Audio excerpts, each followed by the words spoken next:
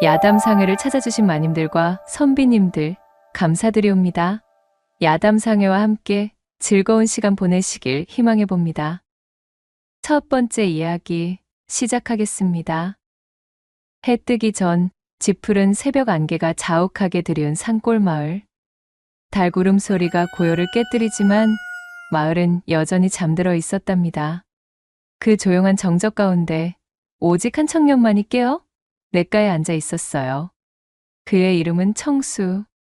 누군지도 모르는 부모에게 버려진 고아로 어렵게 자라온 그였지만 부단히 어려움을 딛고 일어나 빈손으로 시작하여 비를 피할 지붕이 있는 허름한 초가삼간이나마 하나 가지고 있는 것이 더없이 자랑스러웠던 청년이었습니다. 이 청수에게는 세상 누구도 따라올 수 없던 특별한 재능이 있었어요. 그것은 바로 그림 그리기였지요. 날품을 팔아 하루벌이 일을 끝내고 돌아오면 청수는 씻는 둥 마는 둥 허겁지겁 물을 뒤집어 쓰고는 곧바로 그림 도구들을 펼쳐 그림을 그리기 시작했지요. 그림을 그리는 붓을 쥔 손의 모든 것을 집중하고 있노라면 하루 종일 일하느라 몸에 쌓여있던 피로가 말끔히 날아가는 기분이었어요. 얼마나 사용했는지 털이 거의 빠져나간 낡은 붓 하나와 군데군데 깨진 벼루 하나를 옆에 둔 청수는 초가즈 마루짝에 앉아 분판에 대고 그림을 그렸습니다. 어제 저녁 산 너머에서 본 노루 한 쌍, 밤하늘을 수놓았던 반짝이는 별들, 마을 어귀에 홀로 서 있던 늙은 버드나무까지 청수의 손이 움직이는 대로 모든 사물과 동물들이 생생하게 분판 위에서 되살아났습니다. 분판 위를 모두 채워 새카맣게 변하면 물을 적신 헝겊으로 분판을 닦아내고는 다시 그림을 그렸지요. 당시에는 종이를 만드는 원료인 당나무를 절약하기 위한 방편으로 껍질을 벗긴 3대 등의 단섬유 5푼에 당나무와 같은 장섬유 1푼을 혼합하여 만든 마골지조차 귀하디 귀한 시절이었으니 청수의 넉넉하지 않은 형편으로 종이는 함부로 구할 수도 없었던 사치품이었어요. 그리하여 청수는 서당에서 공부를 하는 학동들의 모습을 어깨너머로 구경하다 거기서 차가 난 것에 꾀를 내어 고안한 것이 바로 이 분판이었습니다. 비록 부드럽게 그려지는 고급 붓과 종이는 없었지만 청수는 붓을 잡고 그림을 그리는 동안만큼은 세상 모든 시름을 잊고 행복했습니다. 홀로 된 외로움을 잊기 위해 시작한 그림은 청수의 유일한 친구이자 동료였지요. 그렇게 하루, 이틀, 붓을 놀리며 쌓은 시간이 도성의 성곽만큼이나 높아지니 어느덧 그의 그림 실력은 일취월장하여 지금에 이르러서는 마치 생명이 깃들어 있는 듯 했습니다. 그 실력이 어찌나 출중하던지 청수가 그린 그림 속 풍경이나 생물들을 보고 있노라면 바람에 흔들리는 나뭇잎의 사각거림, 노루의 촉촉한 눈망울, 심지어 버드나무 가지에 앉은 작은 새의 지저귀까지 들리는 듯 하였지요. 그렇게 한참이나 지난 세월들을 추억하며 냇가에 앉아 그림 산매경에 빠져있던 그때 청수의 눈에 강아지 한 마리가 들어왔습니다. 다리를 다친 모양인지 낑낑거리며 냇가를 이리저리 헤매는 모양새를 보아하니 다름 아닌 제 고을에서 골칫덩이로 여겨지던 떠돌이 개였습니다. 부엌이며 장독대며 이곳저곳 들쑤셔 엉망을 만들어 놓는 통에 고을 사람들은 정신사납다며 모두가 쌀이빗자루로 이 강아지를 쫓아내며 외면했지만 청수는 어쩐지 강아지의 처지가 지금의 자신과 닮아 있다는 생각이 들었어요. 외톨이 신세의 마음을 누구보다 잘 알고 있던 청수는 강아지가 몹시도 불쌍했습니다. 참으로 어쩜 이리 가여운 처지가 있을꼬. 잠시만 기다려보거라. 청수는 냇가에서 깨끗한 물을 길어 강아지에게 먹이고 나뭇가지와 넝쿨을 이용해 다친 다리에 부목을 대어 고정해 주었습니다. 그리고는 강아지가 편히 쉴 수 있도록 자신의 낡은 옷가지를 깔아 주었지요. 배가 고플 강아지를 위해 집에서 싸온 자신의 아침거리를 나눠주니 강아지는 허겁지겁 정신없이 먹어치우기 시작했습니다. 그 모습을 본 청수가 한숨을 쉬며 말했어요. 많이도 굶주린 모양이로구나. 이것밖에 없어서 미안해. 오늘은 나도 먹을 것이 없네. 대신 다음에 만난다면 꼭 배불리 먹여줄게. 청수는 강아지의 머리를 쓰다듬으며 말했습니다. 강아지는 마치 그의 마음을 알아듣기라도 한 듯 고맙다는 표현을 하며 꼬리를 흔들었어요. 청수는 그런 강아지를 옆에 내려놓고 다시 분판 위에 그림을 그리기 시작했습니다. 그래, 이번에는 네가 나의 그림 소재가 되어주어야겠다. 청수는 활짝 웃으며 강아지의 건강한 모습을 그리기 시작했습니다. 네 발로 힘차게 뛰어노는 강아지의 모습을 그리며 청수의 얼굴엔 웃음꽃이 피었지요. 청수는 분판을 들어 제 그림을 강아지에게 보여주었습니다. 자, 너도 곧 이렇게 활기차게 뛰어놀 수 있을 정도로 금방 낫게 될 거야. 종이만 있으면 좀 더 활기찬 너의 모습을 그려볼 수 있을 텐데. 청수는 아쉬움에 한숨을 내쉬었어요. 그렇게 그림에 한참이나 빠져있던 사이 해는 하늘 높이 위로 올라 날이 밝았고 청수는 분판과 화구들을 주섬주섬 챙겼습니다. 자, 그럼 나중에 또 보자. 이제 나도 일을 하러 가야 하거든. 청수는 강아지에게 손을 흔들고는 몸을 일으켜 바지의 먼지를 툭툭 털어냈습니다. 불이 나게 집으로 돌아간 청수는 두 다리 가득 힘을 싣고는 고단한 날품으로 보낼 하루를 맞이할 준비를 끝냈어요. 이것은 다른 이야기로 사실 고을에서 청수의 재능을 알아봐 주는 사람은 아무도 없었답니다. 고을 사람들은 청수를 일명 화광장이라고 부르며 손가락질했지요. 그림에 미쳐있는 놈이라며 그의 그림을 돈벌이도 되지 않는 쓸모없는 짓이라 칭하고는 업신여겼습니다. 남들의 눈에는 조실부모한 외톨이에다 가진 것 하나 없는 청수가 팔자 좋게 그림이나 그리고 있는 행위는 사치스럽고 한심한 짓으로만 보였던 것이지요. 그러던 어느 날 청수는 버려진 집에 담벼락에 멋진 호랑이 그림을 그리고 있었습니다. 힘찬 분놀림으로 호랑이의 용맹스러운 모습이 생생하게 그려지고 있었지요. 그때 백서방이라는 심술궂은 장사꾼이 지나가다 청수의 그림을 보게 되었습니다. 허, 이 녀석 보게? 또 쓸데없는 짓거리를 하고 있구나. 이놈아, 담벼락에다 그림을 그려서 밥이 나오느냐? 아니면 돈이라도 나오느냐? 차라리 그 시간에 내 장사 나거들어 품삯이라도 받아가거라. 백서방의 호통에도 청수는 아무 대꾸도 하지 않고 그림에만 집중했습니다. 이놈아, 내 말이 아니 들리는 것이냐? 잘 들려요, 아저씨. 하지만 저는 그림을 그리는 일이 좋은 거려. 이런 정신 나간 놈을 보았나? 그림이 밥이나 먹여주느냐? 배고프면 그림이라도 뜯어 먹을 테냐? 그림은 제 마음을 표현하는 거예요. 아저씨는 이해 못 하시겠지만, 얼씨구, 하여간에 쥐뿔도 없는 놈들이 꼭 이렇게 헛바람만 들어가지고는. 백서방은 청수의 그림 위에 침을 퇴뱉고는 발로 흙을 뿌려 그림을 엉망으로 만들어 버렸습니다. 청수는 속이 잔뜩 상했지만 그렇다고 백서방에게 대들 용기가 없었습니다. 가끔 백서방이 던져주는 일감은 청수에게는 일용할 양식을 얻을 수 있는 기회였으니까요. 청수는 그저 망가진 그림을 바라보며 풀이 죽은 채 눈물을 글썽일 수밖에 없었어요. 또 다른 어느 날에는 청수가 마을 어귀에 있는 큰 은행나무 밑에서 새 그림을 그리고 있었습니다.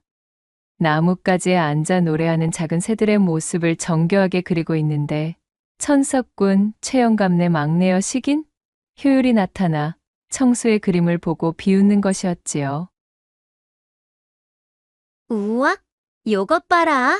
너 같은 거렁뱅이가 대관절 그림은 무슨? 아주 그냥 한량 납셨네 납셨어. 어디, 내 그림 솜씨나 한번 볼 테냐? 효율은 청수의 손에서 붓을 획 빼앗아 분판 위에 그려놓은 그의 그림에 낙서를 하기 시작했습니다. 괴상한 모양의 그림을 그려놓고는 깔깔거리며 웃었지요.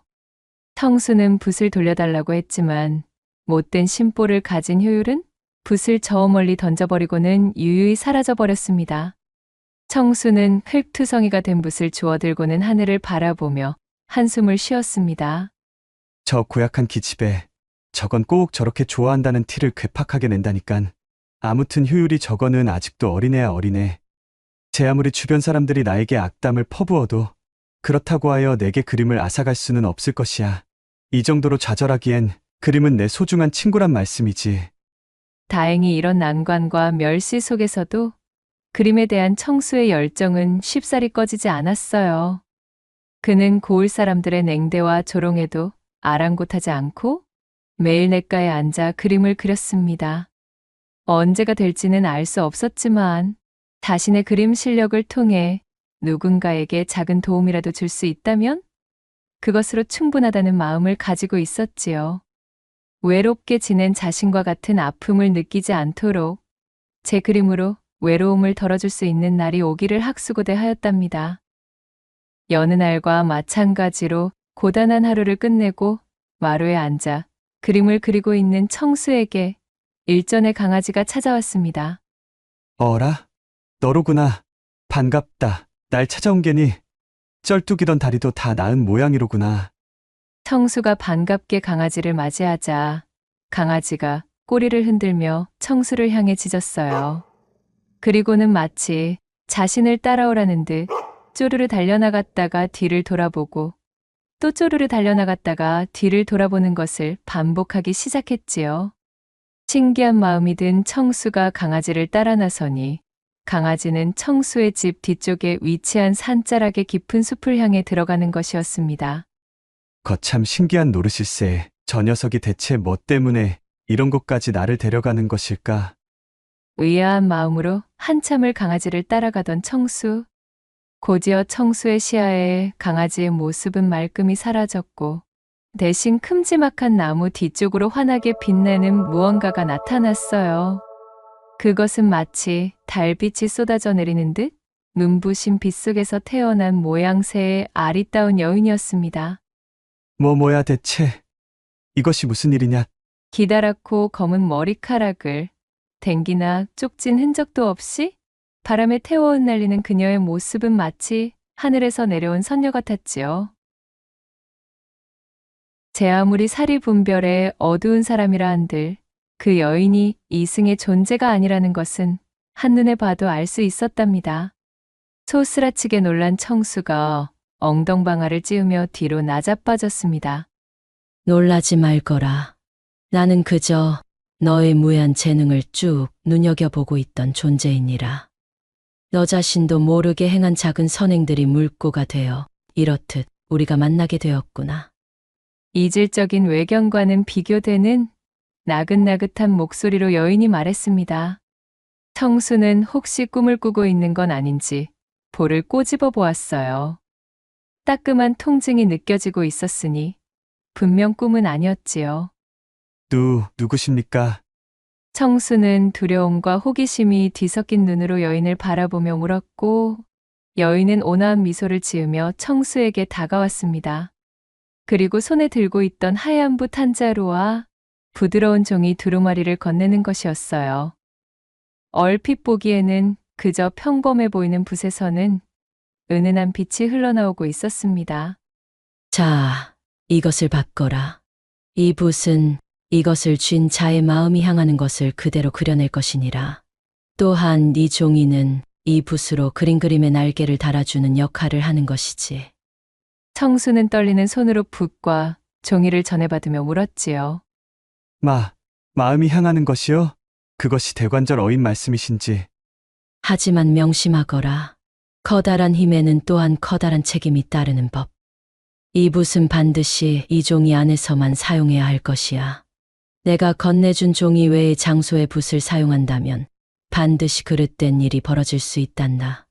그것이 어떠한 결과를 가져올지는 또한 이 붓을 놀리는 자의 마음에 달려있지. 물론 내가 이 붓을 너에게 건넨 이상 너 아닌 다른 자가 이 붓을 사용해 본들 아무런 효능도 없는 보통의 붓이겠지만 말이다. 너의 마음이 견딜 수 없고 흔들림이 심해진다면 그때는 이 붓을 포기하여도 좋다는 것을 기억하렴. 붓을 쥔 청수의 손에서 희미하게나마 신비한 기운이 느껴지고 있었어요. 여인이 제게 던진 말은 마치 선문답처럼 들렸기에 무슨 뜻인지 완전히 이해하지는 못했지만 왠지 모르게 청수의 가슴은 두근거리고 있었습니다. 그럼 부디 그것이 너에게 도움이 되기를. 청수에게 붓을 전한 여인은 의미심장한 미소를 남기고는 그렇게 호련히 사라졌습니다. 청수는 멍하니 붓을 쥔 채 여인이 사라진 방향을 한참 동안이나 바라보다가 이내 정신을 차리고는 집으로 돌아왔습니다. 집으로 돌아온 그는 떨리는 손으로 쥐고 있던 붓과 종이를 들어 보이며 깊은 고민을 시작했지요. 자신에게 일어난 일이 도무지 믿기지도 않았거니와 또한 신비로운 물건이라 한들 자신이 온전히 사용할 깜냥이 되는지도 의심스러웠으니까요. 그러다 청수의 배에서 꼬르륵 하며 잔뜩 허기가 져 있음을 알리는 구슬픈 가락이 튀어나왔고 이내 허기진 배를 틀어주며 빈쌀독을 바라보았지요. 믿져야 본전이라고 했었나. 그럼 어디 한번. 이판사판이다 싶어진 청수는 종이를 펼쳐놓고는 쌀 한 가마니를 쓱쓱 그리기 시작했습니다. 반쯤은 장난스럽게 시작한 일이었고 그저 값비싼 종이가 생겼음에 기쁜 마음으로 종이 위에 그림을 그리는 감각이 궁금하여 저지른 일이었지만 뒤이어 놀라운 일이 벌어지고 말았지요. 종이에 그린 쌀 가마니가 온데간데 없이 스르륵 사라지더니 이윽고 빈 쌀독이 금세 쌀로 가득 차는 것이 아니겠어요? 쌀독을 바라본 청수는 깜짝 놀라 독 안을 향해 손을 뻗어보았어요. 세상에, 그것은 손으로 만져지는 실제의 쌀이었습니다. 맙소사, 이게 도대체. 믿을 수 없는 일이 벌어진 것에 입을 다물지 못하던 청수는 그렇게 태어나서 처음으로 배불리 그것도 흰 쌀밥을 먹을 수가 있었답니다. 든든해진 배를 퉁퉁 두드리며 청수는 이 신묘한 붓을 어떤 식으로 사용해야 좋을지를 놓고 고민에 고민을 거듭하였지요. 그리고는 마침내 그는 제 손에 굴러들어온 이 신통함을 이용해 오랫동안 염원해오던 일을 하기로 마음먹었습니다. 그날 이후로 신비한 붓을 가진 청수 소문은 순식간에 고을에 퍼졌습니다. 청수는 거의 1년이 가까운 시간 동안 붓과 그림을 이용해 가난한 이웃들에게 곡식을 나눠주고 병든 사람에겐 약초를 그려주었습니다. 오갈 데가 없는 사람에게는 초가 삼간을, 홀로 된 외로움에 지쳐있는 사람에게는 그 곁을 지켜줄 수 있는 존재들을 그려주었어요. 사사로운 일에 쓰지 않고 남을 돕는 일에 앞장섰지요. 청수에게 도움을 받은 사람들은 하나같이 그를 칭송하기 시작했습니다. 화광장이라며 그를 손가락질하던 사람들도 청수를 무시하던 백서방도 이젠 지난날의 과오를 진심으로 뉘우치며 용서를 구했고 청수를 고을의 자랑으로 여겼지요. 그들 중에서는 제 눈에 청수만 보였다 하면 쪼르르 달려와 괴롭히던 말괄량이 효율 역시도 포함되어 있었습니다. 고을 사람들을 위해 발벗고 나서는 청수의 인품을 1년 가까운 시간 동안 지켜보던 효율은 어느새 그에게 찰싹 달라붙어 둘도 없는 단짝 흉내를 내는 것이었습니다. 야, 이 멍청아. 너는 저 치들이 너를 얼마나 업신여기고 무시했는데 대관절 무엇이 그리 어여쁘다고 온갖 걸 퍼다주며 도와주니 도와주기를. 그거는 효율이 너 역시도 맨날 날 못 잡아먹어 안달이었으면서 웬 사돈난 말이래. 야, 그거랑 이거랑 같니? 나는 어이구, 알겠다 이 녀석아. 아무튼 지금은 내가 좀 바쁘니까 나중에, 네 마음이 더 솔직해지면 그때 다시 이야기해보자. 청수는 효율의 마음을 어렴풋이 알고 있었으면서도 모르는 척 시치미를 떼었고 언제든 자신이 다가가기 손쉬운 존재였던 외톨이 청수가 이제는 고을 사람들을 구휼하느라 자신과는 만나기조차 어려워진 것이 효율은 너무도 불만이었지요. 효율은 특단의 조치가 필요하다는 것을 새삼 깨달았습니다. 그렇게 효율이 청수의 꽁무니만 쫓던 어느 날 시원한 폭포수를 배경 삼아 그림에 빠져있던 청수에게 효율이 찾아왔습니다. 그녀는 슬그머니 청수의 어깨 너머 그림을 바라보더니 청수의 귓가에 대고 속삭였지요. 청수야, 너는 참으로 대단한 사람이야. 지난날 너를 괴롭혔던 것을 용서해줘. 사실은 줄곧 너에게 마음이 있었지만 그것을 표현할 길이 막막하여 그리 너를 괴롭힌 것이었단다. 이젠 내 마음을 그대로 표현할 기회가 되었으니 너와 함께 사람들을 도우며 그렇게 지내고 싶어. 청수가 뭐라 대답할 틈도 주지 않고 효율은 청수의 입술에 자신의 입술을 포개었습니다. 갓 쪄낸 인절미처럼 부드러운 효율의 몸이 청수에게 쏟아져 내렸고 그렇게 두 사람은 폭포수의 물줄기 소리에 격렬한 신음성을 묻어버린 채 농밀한 사랑을 나누며 하나가 되었어요. 그리하여 꿈같던 시간이 차곡차곡 지나고 청수는 신묘한 붓 덕분에 자신이 좋아하는 그림을 그리는 일로 사람들을 도울 수 있게 된 것이 너무도 감사했습니다. 또한 외롭던 자신의 일상이 풍성하게 바뀐 것이 진심으로 행복했지요. 이제 자신의 곁에는 어여쁜 효율과 자신을 칭송하는 많은 사람들이 있었으니 더 이상 외롭지가 않았어요. 밤이면 몰래 제 집을 빠져나와 청수의 집으로 스며드는 효율과 함께 도란도란 이야기를 나누며 행복한 시간을 보냈습니다.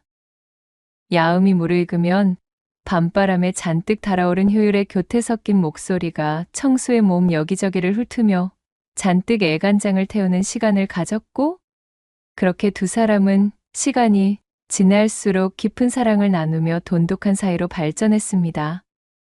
그런 청수의 마음이 너무도 순진했던 탓일까요? 청수의 행복은 그리 오래가지 못했습니다. 청수와 그의 붓에 대한 소문이 이웃마을의 부호, 탐욕스러운 왕첨지에게까지 닿았어요. 신묘한 붓에 대한 소문을 접한 왕첨지는 단걸음에 청수를 찾아왔습니다. 단도직입으로 말하겠네. 자네의 그 신묘한 능력으로 내게 마르지 않는 불을 가져다 주게. 그리만 해준다면 내 모든 연줄과 능력을 동원하여 자네에게 벼슬길이 열리도록 해줄 것이야. 트자아니 장례를 약속할 여인도 있다면서 이런 촌구석에서 사람들 뒤치닥거리나 하면서 일생을 낭비하고 싶지는 않으시겠지. 내 말을 듣고 나를 도와준다면 자네의 앞길 역시도 탄탄대로일 것이야. 장차 아내가 될 여인에게 마님소리 정도는 듣게 해주어야 하지 않겠나?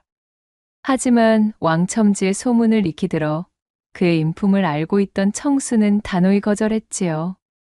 이 붓과 제 능력은 사람들을 돕기 위한 것이지 개인의 사리사욕을 채우기 위한 것이 아닙니다.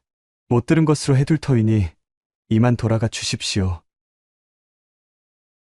단호히 끊어내는 청수의 태도에 왕첨지는 비굴한 몸짓으로 그를 끝없이 설득했지만 도무지 청수는 들을 생각이 없어 보였습니다.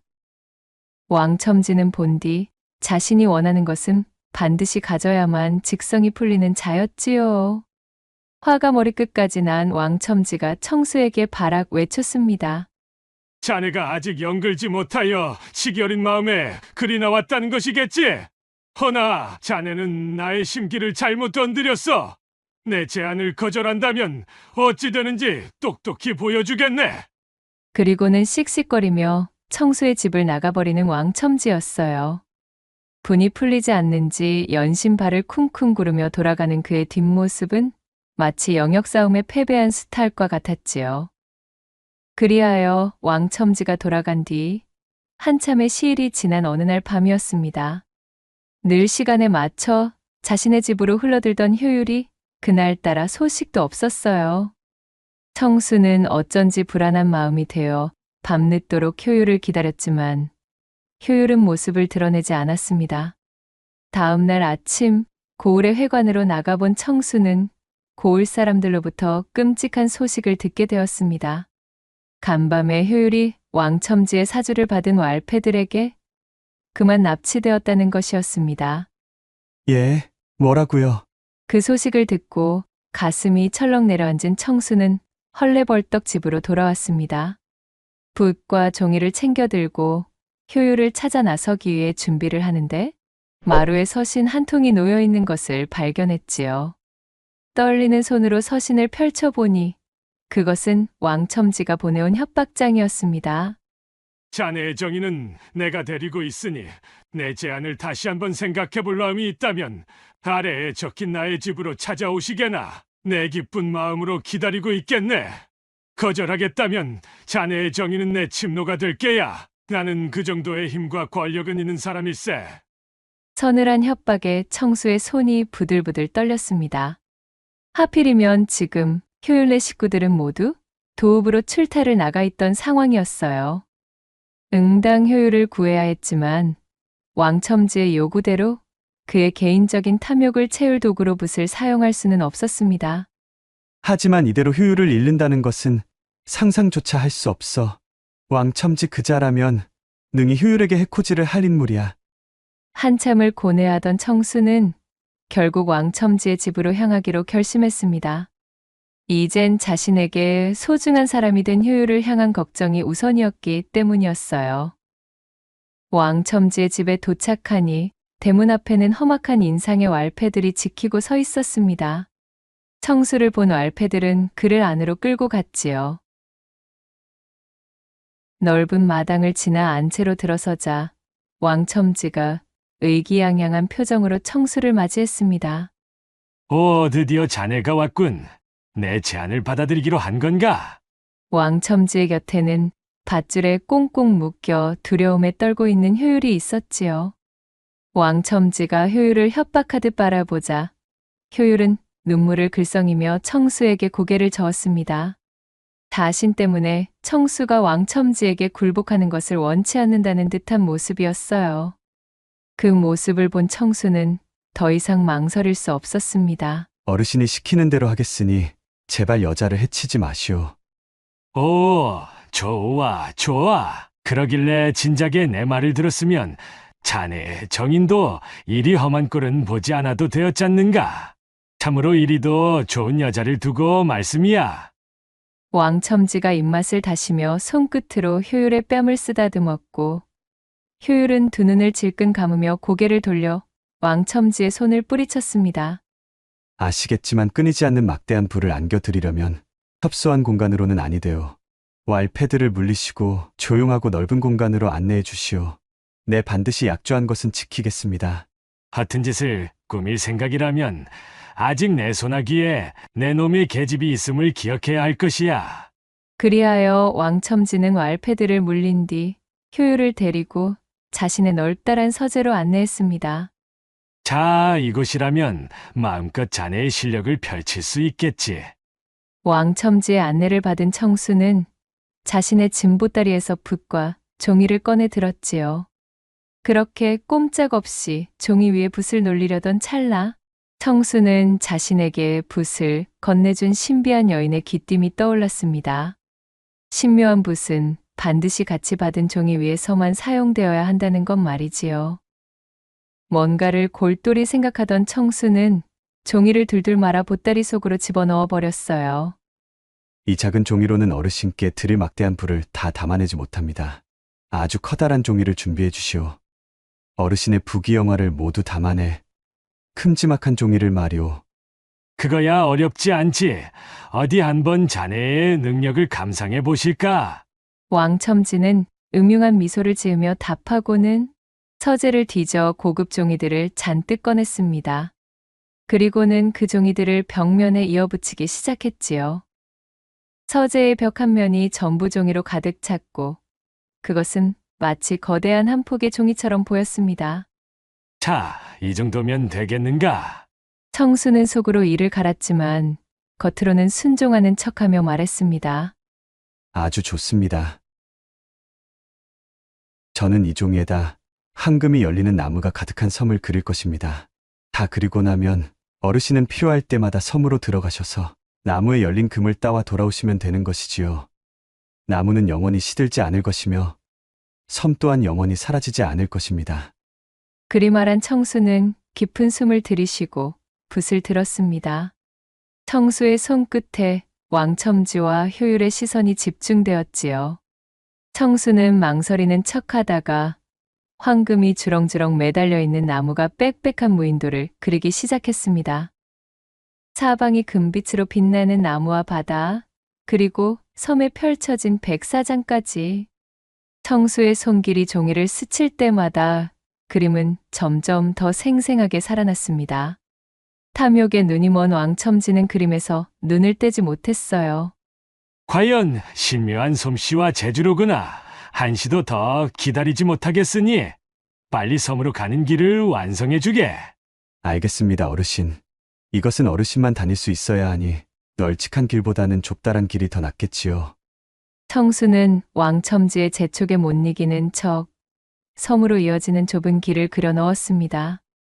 그렇게 서재하는 청수가 손을 놀리는 소리와 붓이 종이에 마찰되는 사라락 소리만이 가득 차기 시작했고, 한참의 시간이 지나 청수가 이마에 맺힌 땀을 훔쳐내고는 붓을 내려놓았지요. 휴, 다 되었습니다, 어르신. 청수의 말에 왕첨지가 그림을 뚫어지게 바라보았습니다. 그림 속에서는 정말로 황금 열매가 주렁주렁 달려있는 수많은 나무들이 질비한 섬이 그려져 있었어요. 섬은 마치 살아 움직이는 듯 나뭇잎을 흔들어대며 왕첨지를 유혹하고 있었답니다. 참으로 이것이 다 내 것이라는 말이로구나. 이게 꿈은 아니겠지. 물론입니다. 자, 여기 길을 만들어 두었으니 한번 섬까지 나서 보시지요. 청수가 왕첨지에게 손짓하며 그림 속의 길을 가리킨 채 부추겼고, 눈앞에 황금이 뿜어내는 금빛 자태에 눈이 멀어 앞뒤 가릴 새도 없었던 왕첨지는 그렇게 덜렁 그림 속으로 뛰어들어 버렸습니다. 왕첨지가 나무에 달린 금빛 열매를 손으로 만져보며 외쳤어요. 우아하하하, 정말이로구나. 정말로 손에 만져진다. 손에 힘을 실어 열매를 뚝 따내자 열매가 맺혀있던 자리엔 금세 새 열매가 자라 탐스러운 금빛을 뿜어내는 것이었지요. 그야말로 무한의 금밭이라는 것이 이러한 것이로구만. 나는 이제, 아니, 우리 집안은 대대로 부자로세. 그림 속으로 완전히 빨려 들어간 왕첨지가 흥에 겨워 소리치는 사이 청수는 묶여있던 효율을 풀어주고는 제품으로 꼭 끌어안았어요. 괜찮아. 이제 다 끝났어. 청수는 효율의 머리를 쓰다듬으며 말했습니다. 효율은 여전히 두려움에 떨고 있었지만 청수의 품에 안기니 마음이 진정되는 듯 했습니다. 몸을 움직일 수 있게 된 효율이 잔뜩 난처한 표정이 되어 말했지요. 고마워, 청수야. 네가 날 구하러 와줬어. 하지만 참으로 연목이 없구나. 내가 저작자에게 잡히는 바람에 사사로운 일에 너의 능력을 사용하게 되었으니. 걱정하지 마, 효율아. 내게 다 생각이 있어. 내가 아니라 너의 용기가 너를 구한 거야. 넌 내가 왕첨지에게 굴복하지 않도록 힘을 줬어. 효율의 등을 두드려주며 그녀를 위로한 청수는 몸을 돌려 자신의 보따리 쪽으로 뛰어갔어요. 그리고는 재빨리 미리 준비해 둔 부싯돌을 꺼내들어 황금나무 섬이 그려진 종이에 불을 붙였습니다. 부싯돌에서 번진 불씨가 종이에 옮겨 붙었고, 이윽고 활활 타오르기 시작한 불길은 순식간에 그림을 집어 삼켰어요.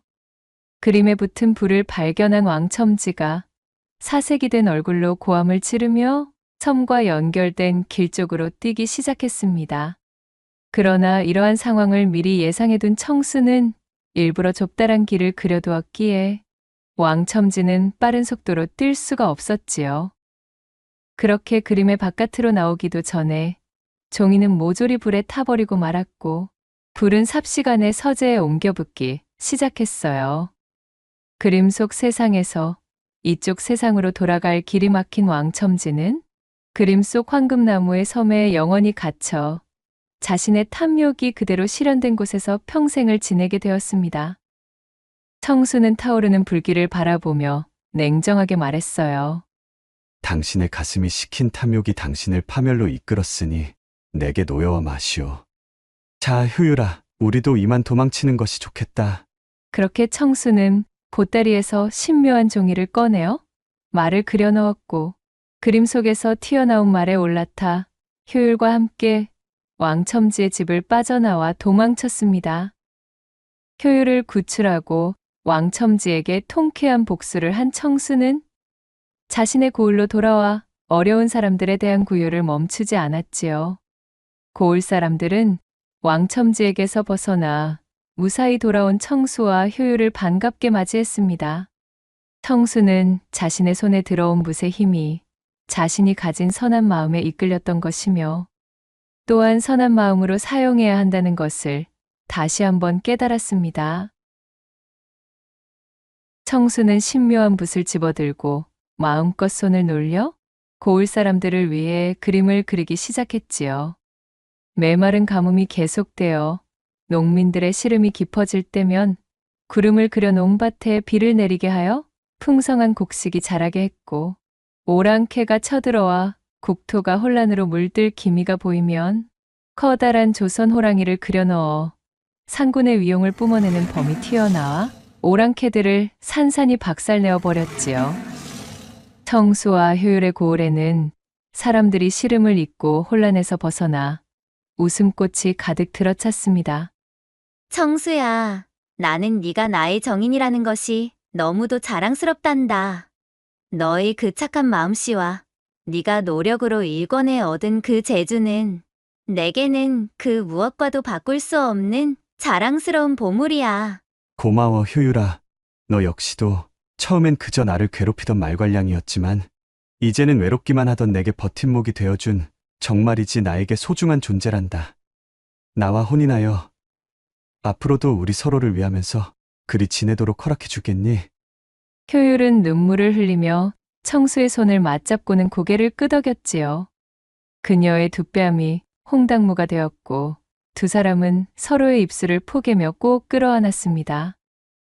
이후로 청수와 효율은 혼례를 올리고 합가하여 서로를 돌보았고 붓과 종이를 이용해 어려운 이웃에게 온정을 베풀며 그렇게 오랜 시간을 행복하게 지내며 고단한 세상의 한 줄기 귀감이 되었다는 후문이 전해지고 있사옵니다. 두 번째 이야기 시작합니다. 옛날 옛적 남원 땅의 한 고을에 묘분이라는 이름의 어여쁜 처녀가 살고 있었습니다. 이 묘분은 참으로 어느 누가 보아도 미인이라 칭할 정도로 그 아름다움이 비범하였으니 이리 보나 저리 보나 모두의 칭찬을 달고 살아야 정상이겠으나 그 행실과 성품이 미모의 발끝도 따라가지 못하는 여인이었습니다.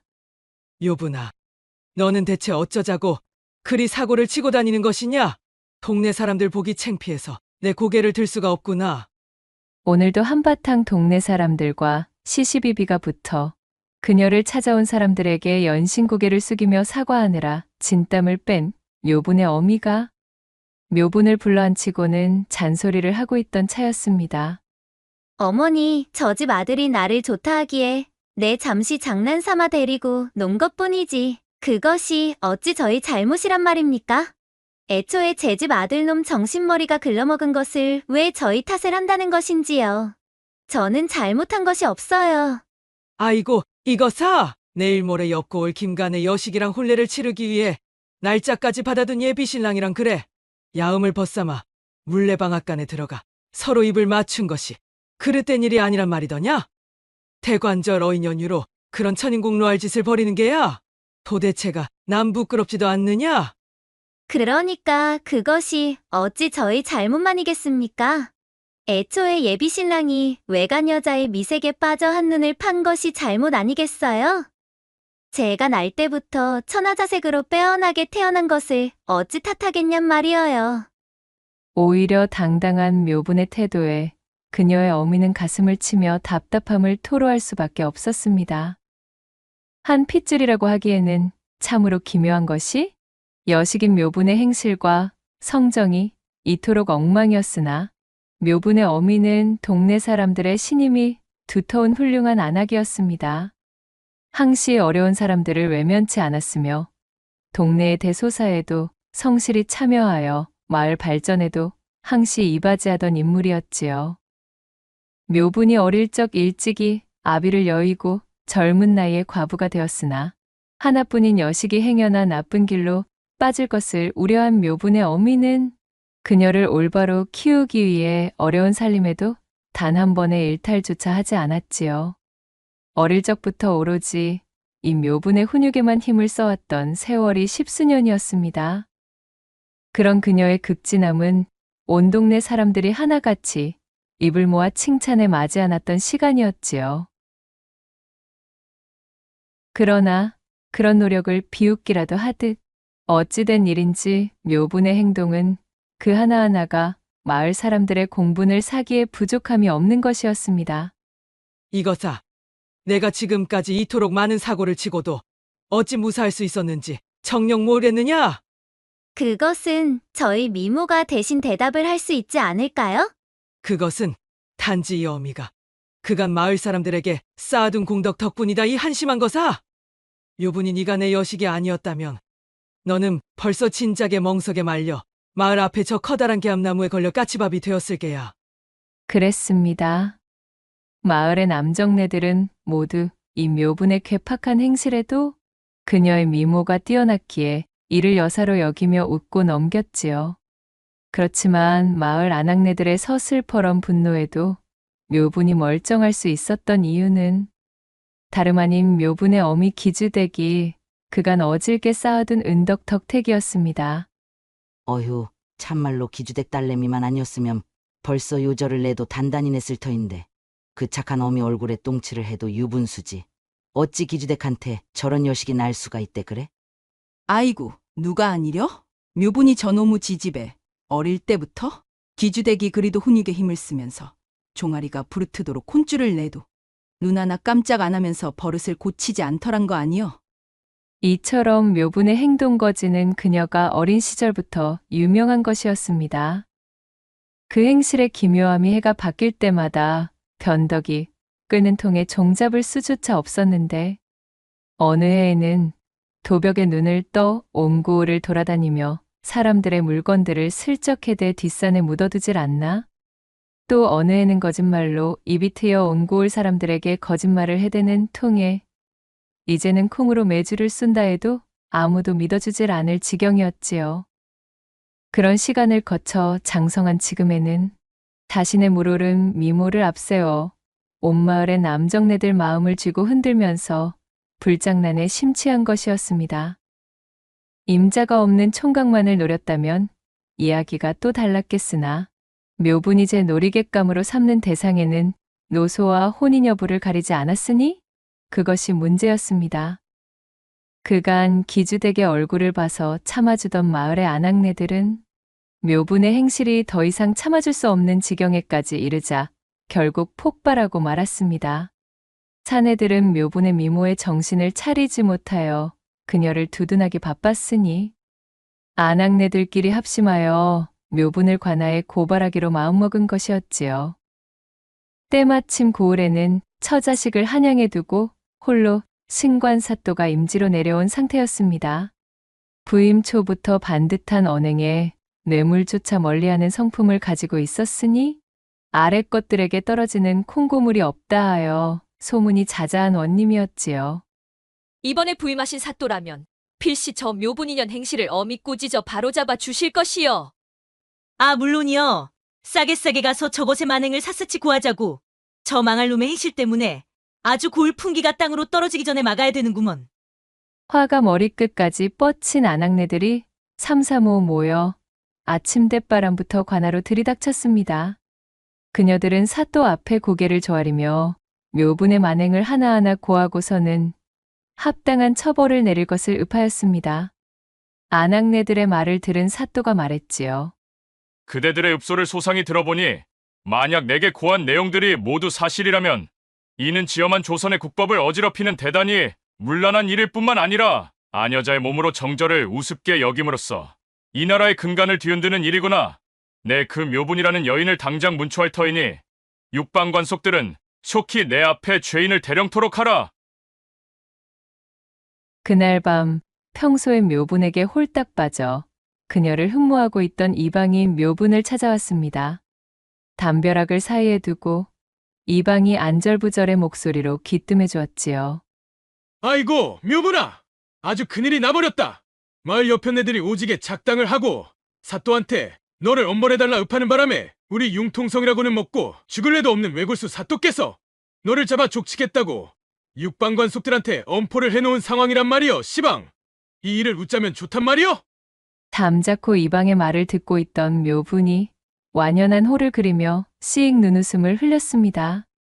꾀가 뚝뚝 흐르는 눈빛이었기에 그것을 바라보고 있던 이방의 얼굴을 물들이며 넋을 빼는 사이 묘분이 앵두 같은 입술을 움직이고는 말했답니다. 이방 나으리 걱정 마시고 돌아가셔요. 그리고 돌아가시거든 사또께 제 말대로 이르셔요. 묘분은 생글거리며 이방에게 귓속말을 속닥거렸고 걱정 가득한 얼굴의 이방은 일단 알겠노라며 돌아갔습니다. 다음 날 사또가 말을 타고 이 고을 저 고을 초도 순시를 하고 돌아온 뒤 이방을 불러 명했지요. 여보께 이방, 어제 안악들이 고한 그 묘분이라는 여인을 당장 잡아들이게. 어이구, 나으리, 여부가 있겠습니까요? 헌데 그 전에 순시를 다녀오시느라 다리가 많이 아프시지요? 묘분이라는 계집은 언제든 잡아다 족칠 수가 있으니 문초를 시작하기 전에 일단 다리 안마부터 받으시지요. 안 그래도 우리 고을에 안마 하나는 기가 막히게 잘하는 머스매가 하나 있습지요. 그러한가? 나란 일을 돌보는 것이 우선이라 저어된다만. 새로 부임하신 사또께 인사 여쭙고 싶어하는 민심을 돌보는 것 또한 나란 일을 돌보는 것이니 하등 문제될 것이 없을 것 같구만요. 그렇다면 들여보내게. 대신 이 안마의 기법이 참으로 특이하고도 기한한지라 볕이 들지 않는 어두운 곳에서 받으셔야 그 효과가 뛰어나다고 합니다요. 그리하여 별당 안채에 안막으로 둘러놓았으니 속히 그곳으로 드시지요. 아니, 무슨 안마이기에 그리도 호들갑까지 떨어가며 받아야 한다는 말이던가? 사또가 의아해하는 사이 이방은 서둘러 사또를 대동하여 별당 안채로 향하였고 온 창호를 죄시커먼 안막으로 가려놓은 별당 안으로 들어서니 마치 삼경의 시간처럼 방 안이 어두컴컴한 것이었습니다. 아니, 이토록 어두우면 아무것도 보이질 않지 않는가? 호롱이라도 켜야 되지 않겠는가? 이방은 대답 대신 굽신거리며 방문을 닫고 자취를 감춰버렸고 어둠 속에서 사또가 헛기침을 하며 자리에 앉는 순간 여우털 번거지를 눌러 쓴 얄쌍한 소년이 두툼한 누비옷을 입은 채 문을 열고 들어왔습니다. 소녀는 고개를 푹 숙인 채 뒤스듬히 누워있는 사또에게 큰 절을 올리고는 말없이 사또의 다리를 잡아 올린 뒤 안마를 하기 시작했습니다. 좋은 냄새로구나. 이것이 무엇이더냐? 예, 나으리 쑥을 넣고 끓인 따뜻한 물이옵니다. 따끈한 물이 가득 담긴 대야에 사또의 발을 담그고는 사또의 발가락을 하나하나 조물락조물락 씻어내던 소년이 대답했지요. 변성기가 지나지 않았느냐? 내 분명 이방에게 듣기로는 머스매라 들었거늘. 꼭 여식의 목소리 같은 것이 참으로 여리여리하구나. 그래, 올해 몇이더냐? 예, 나으리 올해 16되었습니다. 16이라. 그렇구만. 헌데 이 안막으로 방을 덮어놓으니 아무것도 보이지를 않는구나.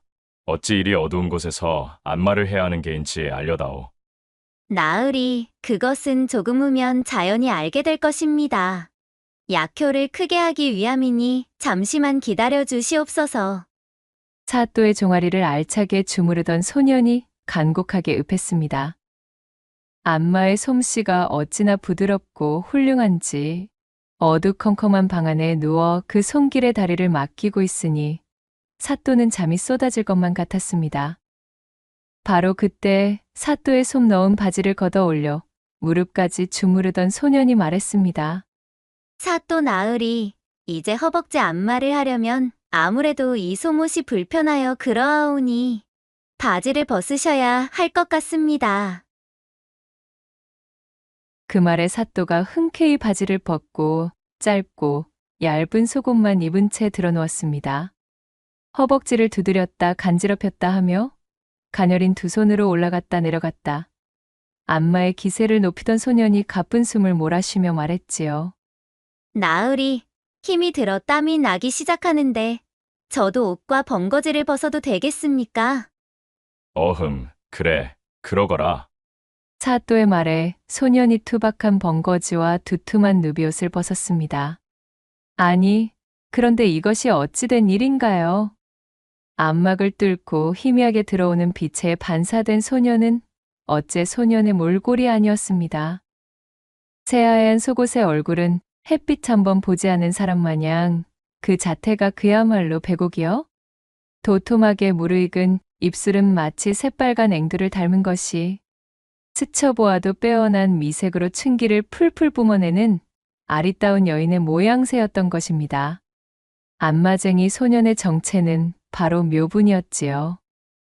아니, 이것이 대체 무언가 이상함을 느꼈던 사또가 누워있던 몸을 일으켜 묘분을 자세히 들여다보려는데 이 소년이 사또를 밀어보려 위해 눕히고는 어두컴컴 시커먼 칠흑 속에서 다시 사또의 허벅지를 안마하기 시작했지요.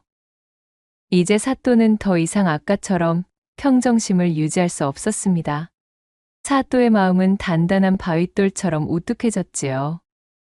그것을 눈치챈 묘부는 바스락바스락 한참을 꼼지락대더니 그 길로 사또의 품에 찰싹 안겨왔습니다. 한평생 오입이라고는 꿈꿔본 역사조차 없던 목석처럼 가만히 눈을 감고 누워있는 조신한 부인의 한 우물만 파던 사또가 단 한 번도 경험해 본 적 없는 놀라 자빠질 새로운 세계가 그렇게 열렸습니다. 남장을 한 새파란 이 팔청춘의 묘부는 사또가 그간 상상조차 하지 못했던 현란한 기회들로 그의 얼을 쏙 빼놓았지요. 해가 중천에 걸린 시각에 치러진 이 운우지정의 천지가 개벽하듯 들썩였습니다. 한참의 시간이 흐른 뒤 한숨 고른 사또가 안마소년, 아니 묘분에게 물었습니다.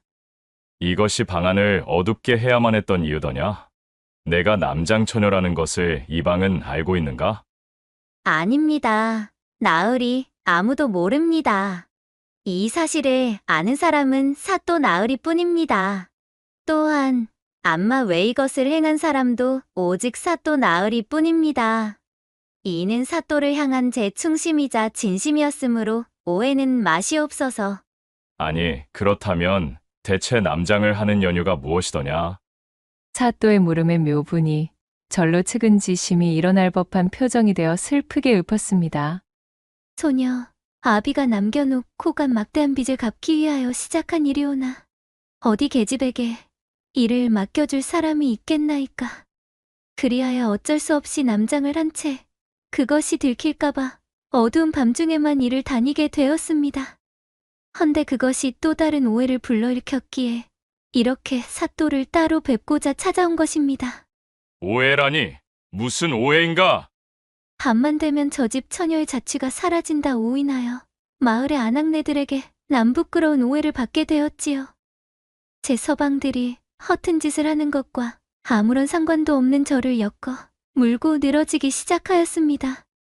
그리하여 확실한 증거 하나 없이도 저는 이 마을에서 공공연하게 부도덕한 행실을 하고 다니는 사람으로 낙인을 받게 되었사옵니다. 허나 그것들은 모두 사실이 아닙니다. 단지 아비가 남긴 빚을 갚기 위해 바미스를 밟은 것뿐 저는 한치의 부끄러운 일을 행한 적이 없사옵니다. 물론 묘분의 이 말들은 모두 새빨간 거짓말이었습니다. 하지만 벌써 아름다운 묘분의 기회에 온통 넋이 나가버린 사또에게는 구구절절 슬프고도 애절한 사연으로 다가오고 있었지요. 이런 경을 칠 일이 있는가? 마을의 모두가 작당하여 어린 한 여인을 괴롭히고 있다는 것이 내 이것들을 당장 모두 문초하여 마을의 기강을 바로 세우리라. 안 됩니다. 제발 나으리. 절대 아니 됩니다. 그저 저에 대한 추포령만 거두시고 아무런 조치도 취하지 마시옵소서. 그리 되면 저와 제 어미는 이 마을에서 발붙이고 살 수가 없게 되옵니다. 사또께서 임기를 마치고 떠나시면 저희는 어찌 살란 말이십니까? 부디 모른 척 해주시옵소서. 그날 이후 매일 밤 사또의 방으로 묘분이 안마를 해주러 왔습니다. 사또는 하루도 남장 안마사, 아니 새빨간 거짓말로 사또를 속여먹은 묘분을 보지 못하면 병이 날 지경이 되어 있었지요. 측은하고 불우하지만 그럼에도 힘을 내 일어서려는 소녀, 마을 모두의 핍박에도 굴하지 않는, 그럼에도 그들을 벌하지 말아달라 탄원하는 어질고 가여운 소녀. 이러한 심상을 사또에게 각인시킨 묘부는 사또에겐 없어서는 안 될 존재가 되었습니다. 네가 무엇을 하든 내가 이 임지에서 부임하는 동안은 결코 너를 처벌하는 일이 없을 것이니 안심하고 있거라. 그렇게 사또를 완벽히 제 편으로 구워 삶은 묘분이 수많은 안악들의 호소와 고발에도 처벌받거나 관아에 끌려오는 일은 생기지 않았습니다. 그리하여 사또를 등에 업은 묘분의 행실은 나날이 그 정도가 더해만 갔지요. 그렇게 묘분 천하의 시간이 흐르고 흘러 어느덧 묘분에게 빠져있던 사또의 임기도 끝이 났습니다. 아쉬움을 뒤로한 채 사또는 눈물을 흩뿌리며 한양으로 돌아가게 되었고, 그간 사또의 후광을 등에 업고 고약한 심보를 놀리던 묘분은 어느덧 통기가 꽉 찬 나이에 당도해 있었습니다. 그동안 묘분의 어미 기주댁이 열심히 가세를 돌보았지만 좀처럼 살림살이가 나아지는 법은 없어 더욱 가세가 기울어져 있었지요.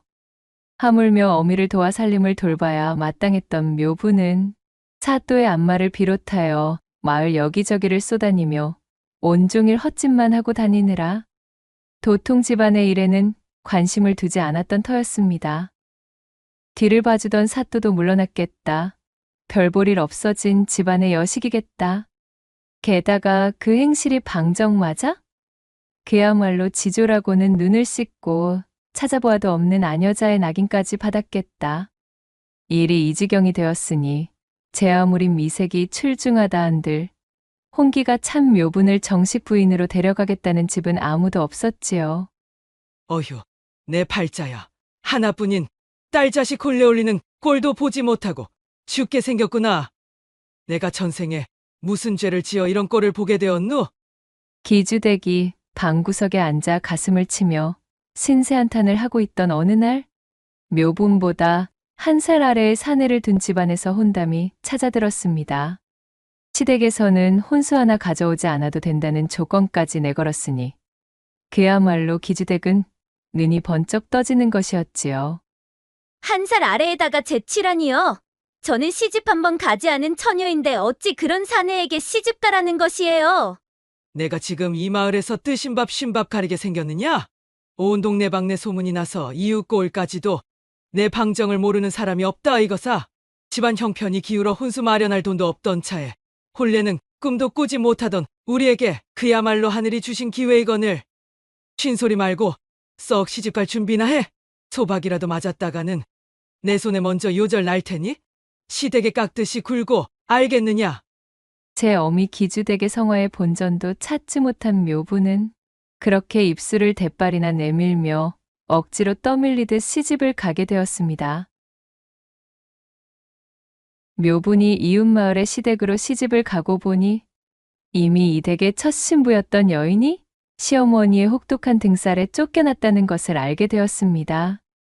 시어머니라는 사람은 마을에서 아주 그 성질이 고약하기로 소문이 파다하여 평판이 바닥을 치고 있는 못된 사람이었답니다.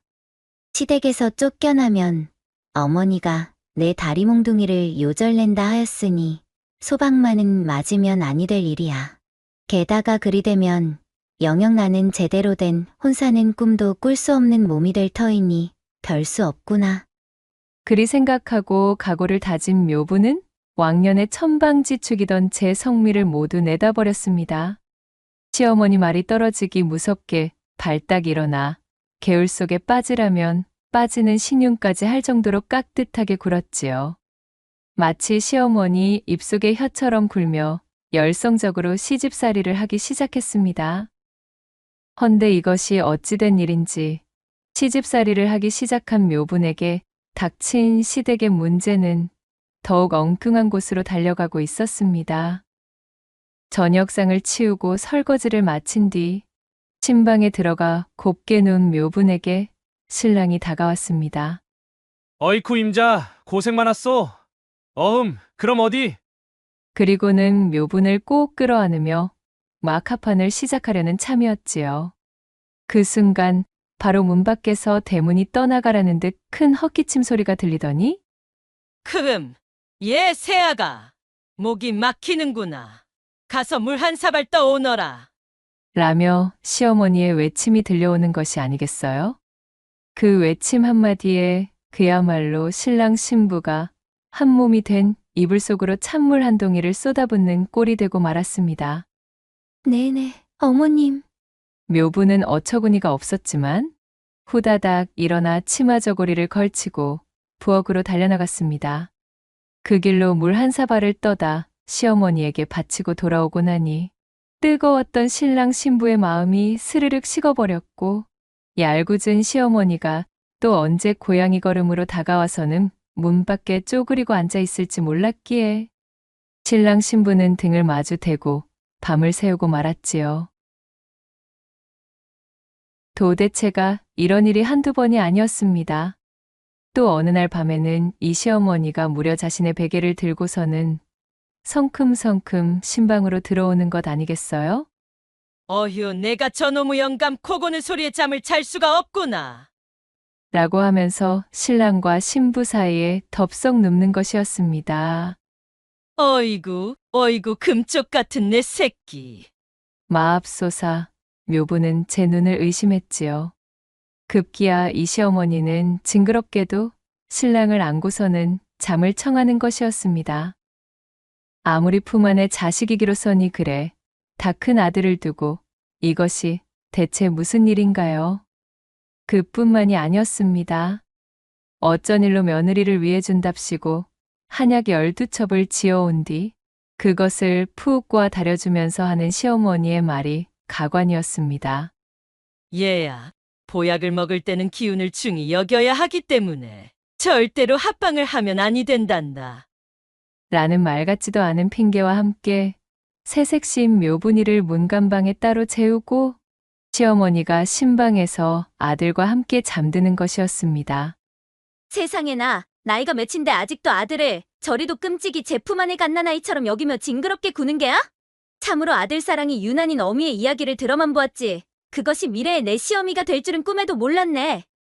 묘부는 서늘하게 식어있는 문간방에서 어이가 없어진 얼굴로 중얼거렸지요. 그러던 어느 날이었습니다.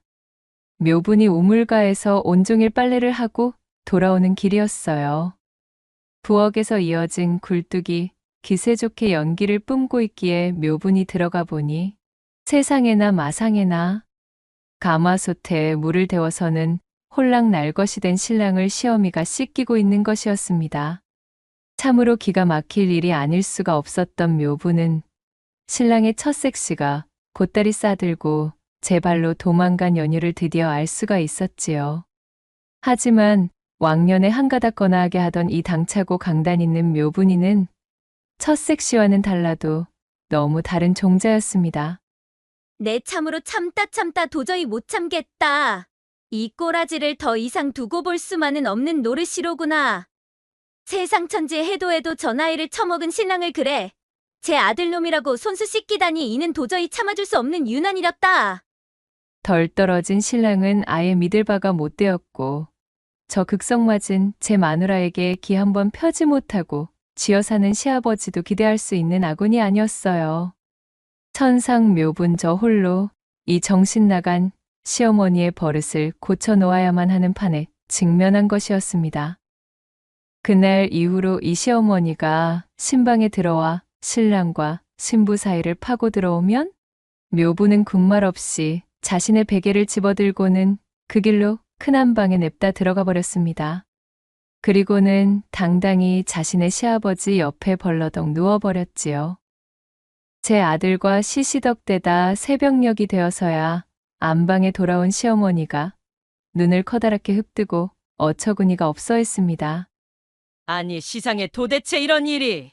얘야, 넌 대체 내 시아비 옆자리에서 이게 무슨 꼴싸나운 추태이냐. 시어머니가 일갈하며 성을 내자 묘분이는 빙그레 웃으며 대답했습니다. 어머나, 어머님.